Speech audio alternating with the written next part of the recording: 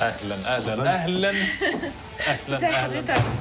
وليه تعب نفسك كده يا ملك؟ هي يعني اصرت ان احنا نقف في الطريق ونجيب لك حاجه حلوه.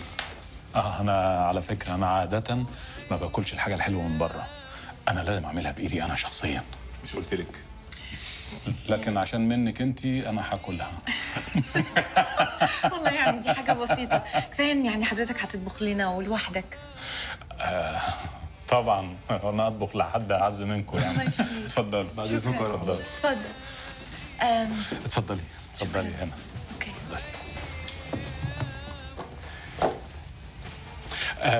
بعد اذنك بس هخش هشهق شهقة الملوخيه وراجع لكم على طول، ثواني. حسين، دي هدية بسيطة عشان اللي أنت عملته معايا. لا هديتي انا باخد حقي ناشف. اللي أنت عايزه أنا تحت أمرك. انا بهزر معاك يا ملك، انا مش عايز حاجه والله. بس دي حاجة بسيطة لازم تقبلها، أنا فعلا مش عارفة أشكرك إزاي والله. طيب انا عندي سؤال. هو الموظف بتاع الاي تي اللي في الشركه مشي فعلا؟ والله بعد الموقف الأخير كان لازم يمشي من الشركة. انا هديتي بقى ان انتوا ترجعوه. الموضوع ملوش علاقه بيه ولا بشغله. مش كل الناس بتفهم في الحته دي.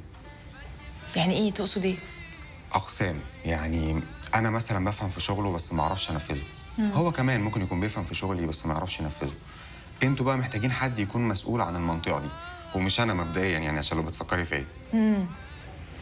طب ليه مش أنت؟ انا ما ينفعش موظف تماما، يعني للاسف عندي طموحات تانية خالص.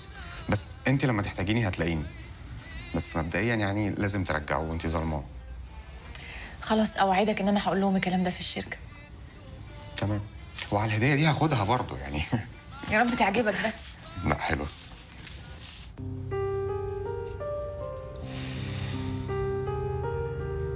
قربنا قوي يا ملك،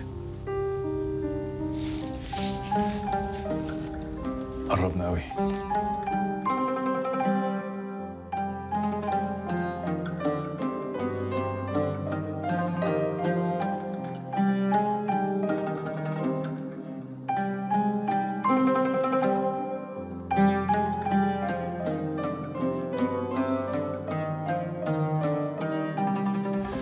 أنا مبسوط جدا إن أنا بس دي حتة كبيرة قوي. كلي. أوكي. ده أنت ممكن تاكلي الصينية بحالها كمان. ميرسي. مبسوط جدا إن أنت هتاكلي وهتحكمي على أكلي، عشان الجزم دول عمرهم ما نصفوني وقالوا لي على أكل حلو. لا والله بالعكس، ده يعني باين كده من الريحة والشكل إن الأكل فظيع. مش كده؟ أنا مش عارفة هم ظالمينك ليه؟ ليه يا عم زياد؟ هي جايه تقلب ابوك علينا ولا ايه؟ بص، هي ملك حقانيه يعني هتقول رايها كامل. ربنا يستر. ها؟ ها؟ لا تصدق حلو. حلوة قوي. حلو قوي. أهو شاهد شاهد من أهلها، ظهر الحق أخيرا واتنصفت. قابل يا عم قابل. لا والله بجد فعلا حلو. أنا والشيف. أنا مش عارفة هما بيغلسوا على حضرتك ليه والله. مش عارف. انت كده هتقويها علينا وهتبقى مشكله. هما كده أكل ومرعى وقلة صنعة. كله. تسلم إيد حضرتك والله.